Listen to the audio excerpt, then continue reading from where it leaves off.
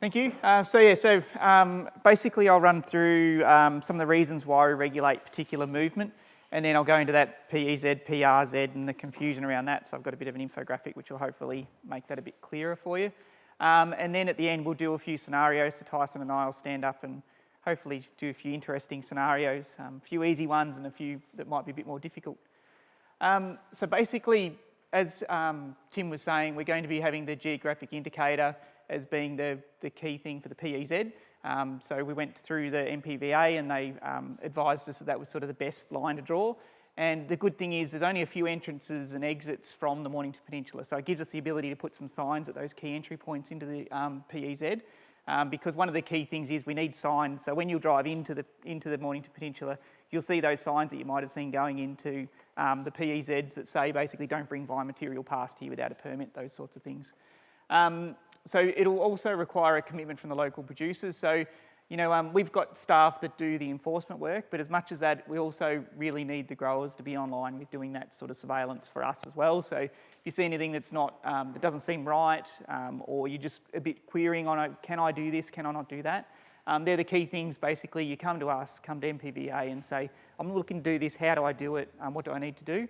Because it's really clear that basically, us as regulators, we can support what the industry want to do, but in the end, it's really up to the industry to regulate themselves to a certain extent on making sure that you're meeting the conditions that you need to do for the PEZ.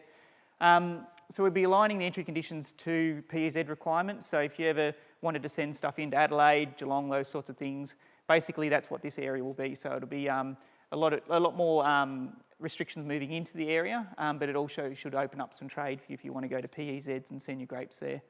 As I said, we'll have the signs, and if you can, if you've got any trade issues, as I said, first if you go to MPVA, just if you're saying, well, I want to move some bins or I've got some grapes, I've got a contract, how will this affect that? Go to MPVA first, because I think they've got that industry knowledge for you, so they can actually say, they can understand more your particular situation. Us as regulators, we have a basically black and white, yes, no sort of thing. MPVA is sort of the experts that can talk to you about those issues around the grey areas, or they understand exactly this region and how you work. So really for us, why do we need them? Basically, it's an integrated program to verify that basically the region's free of phylloxera. It proves that we've got systems in place to prevent introduction. So basically interstate authorities, international authorities, those sorts of things, they expect us to have programs in place that basically verify that we're free of it. So this 3-year program that we're doing for the surveys, that's part of this. As well as that, there's the good biosecurity practices, so making sure that the industry in general are aware of your good biosecurity practices, moving things on and off your properties, and the fact that you can't bring things in from a PRZ simply like you have been. Basically, I think that's covered it. So there'll be compliance work. So you'll see a couple of our inspectors in the blue uniforms. They're our operational arms. So they're the guys that go out there and they accredit businesses. So if you're looking for an accreditation, say under ICA 33 to move grapes, some of you might have already been accredited under that to move grapes into a PEZ. They're the guys that you see and they give you the accreditation. As well as that, they're the ones that come out and make sure you're complying with permits. They also generally issue permits. So on the day-to-day thing, your local office is the Epping Markets office. And basically they're the ones there that, as much to do the regulation, they're also there to help you out with trading in whichever way you need to go. So the general risks, there's a hell of a lot of them. I tried not to really rank them, but generally they are the highest at the top and the lower down the bottom. You're going to have issues with moving cuttings and rootlings, potted vines, all the standard stuff that you would have really been dealing with previously. Because you're becoming a PEZ, these things will become more technical if you are operating outside of the region.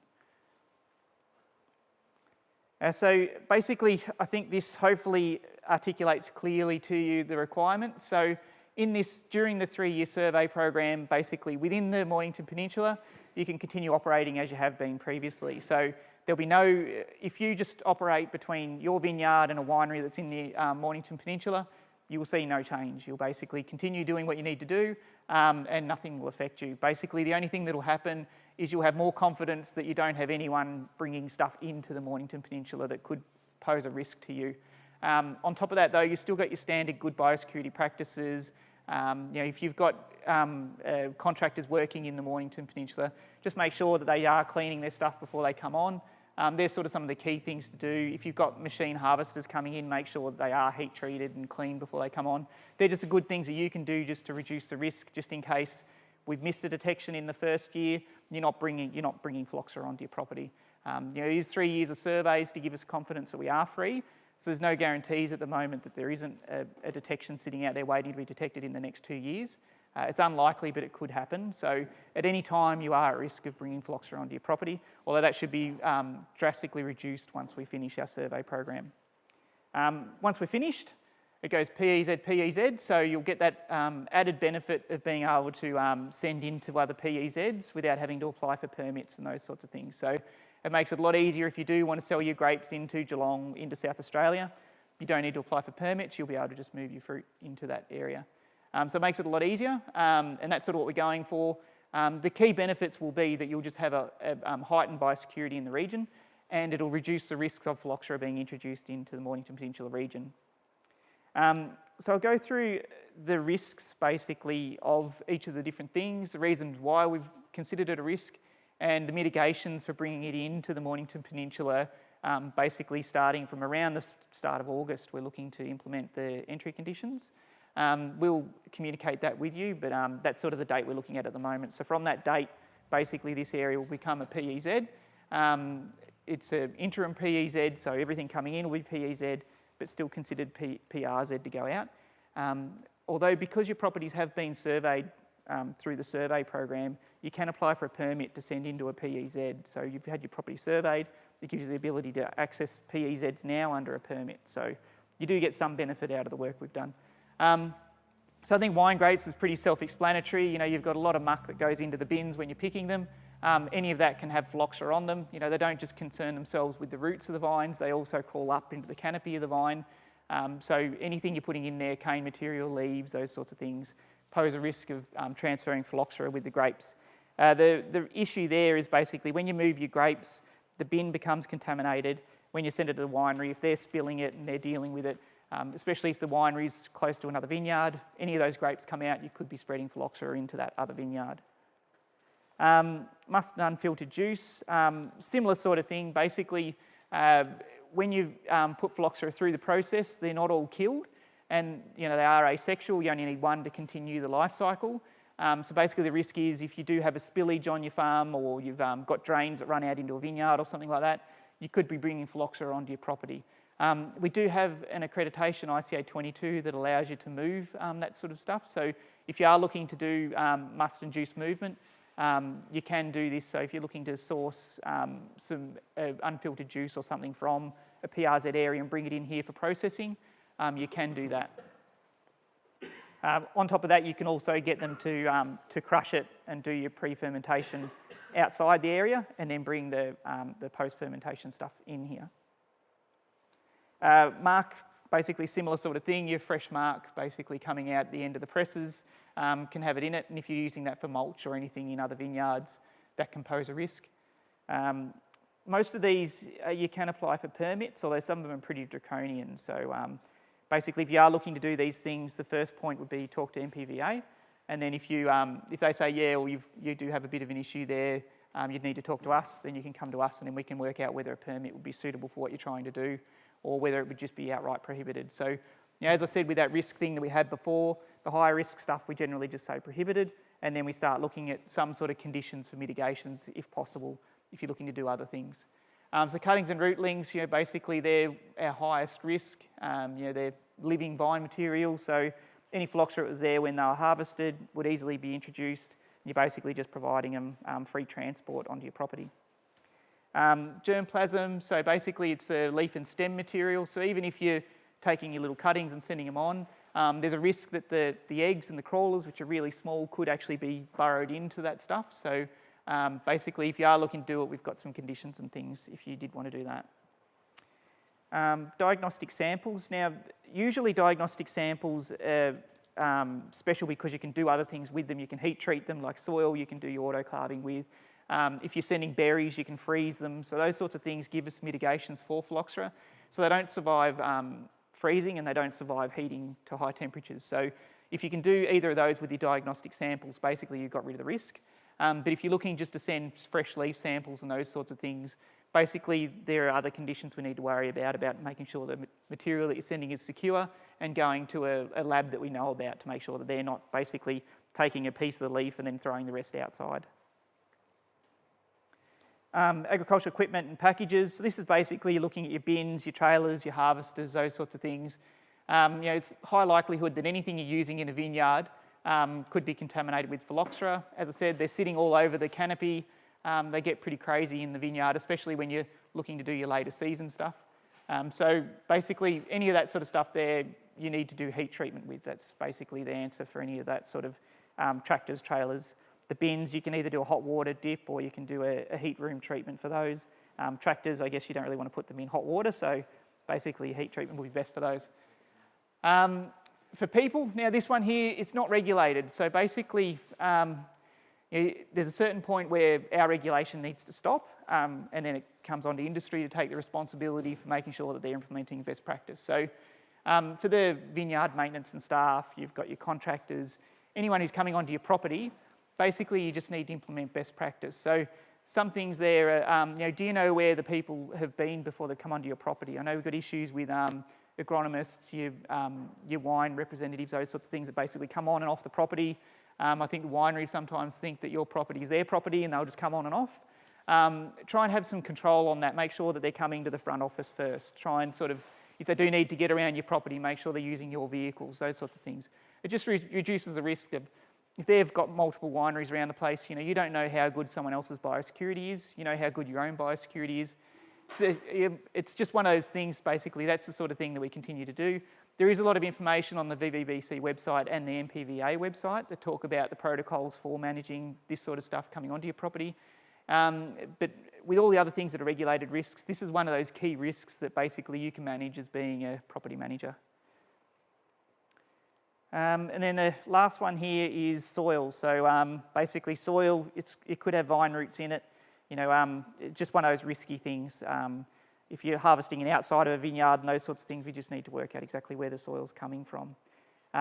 Generally, we only allow permits for diagnostic purposes. So if you're worried about the nutrient profile of your soil or something like that, we can issue diagnostic permits to allow that soil to move.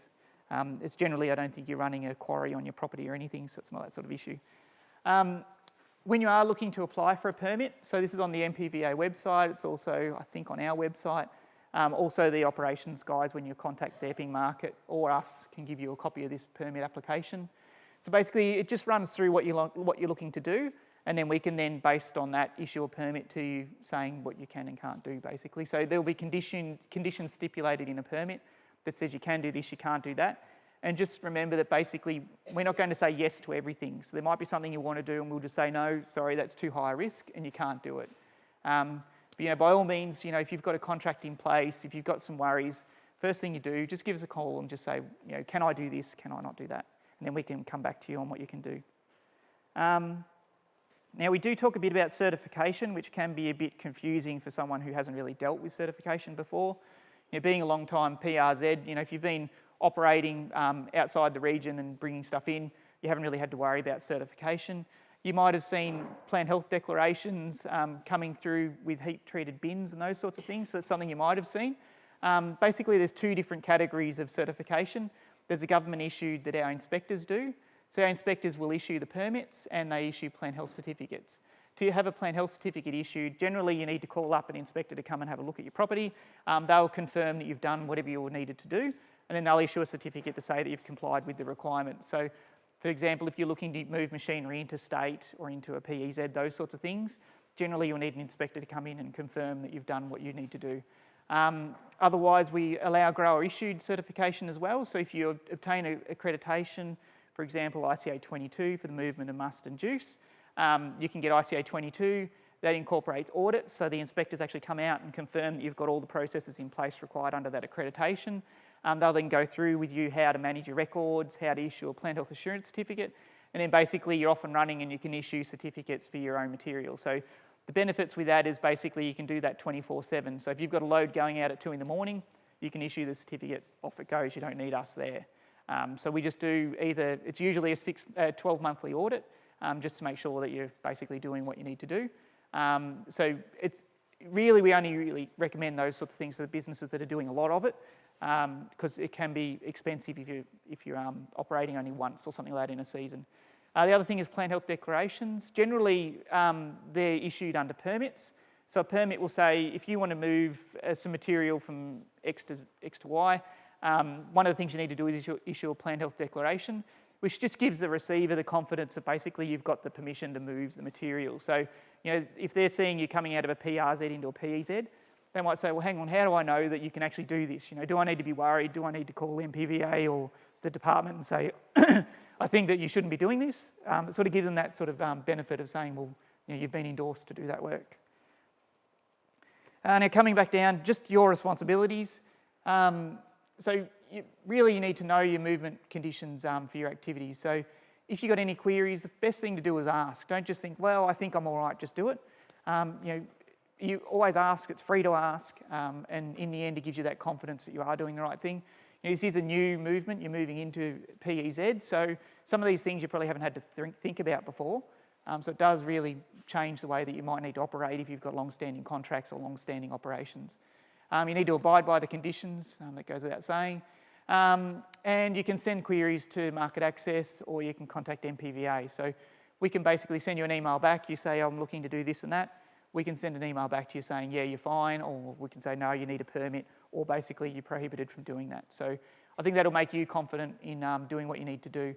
Some of the other things there, just basically, as I said, we've got inspectors that do enforcement work, but we're not down here every day. We don't see everything that's going on. So basically, it comes back to the industry themselves to support the biosecurity messaging, the PEZ. Really, without industry support, the PEZ doesn't go ahead. So we sort of need you with your eyes and ears as much as our own inspectors going out there doing the work. And if you do see anything that's, that you think, hang on, I don't think that's right, you see a harvester coming in and you're not sure what's going on, you can always send an email to Market Access saying, I've seen this happen, I'm a bit worried about it, and then we can look into it and find out what's going on. Generally, if you do report any suspected or illegal stuff happening, we'll do those investigations, but generally you won't have a report back. So just have the confidence, because we can't say, yeah, we spoke to them and they're mongrels, or we're doing an investigation or whatever. But we will take anything that you report, we will investigate. So even though you may not hear anything coming back from us, we do take every report seriously and we do follow it up. So it's something that we do, and really that's our role. Really, we see is assisting the industry in making sure that biosecurity occurs. So basically, that's going on now. What we might do is run through the scenarios now, and then at the end of the scenarios, if you've got any questions following that, then we can sort of answer the questions around this regulation. So I know that it's a lot of info to take in. It's a lot of stuff going on. Basically, if you're operating within the Mornington PEZ, you don't need to worry. If you're looking at sourcing stuff outside of the GI, that's when you need to start thinking about what you're doing. So even if you're sending bins outside into the PRZ, so you're supplying fruit into the PRZ, you need to think about those bins coming back in and what you need to do there. So they're sort of the things you need to worry about. Even if you're not sourcing from a PRZ, if you're sending anything out, it needs to be treated or something to come back in again. So that's sort of the thing you need to worry about.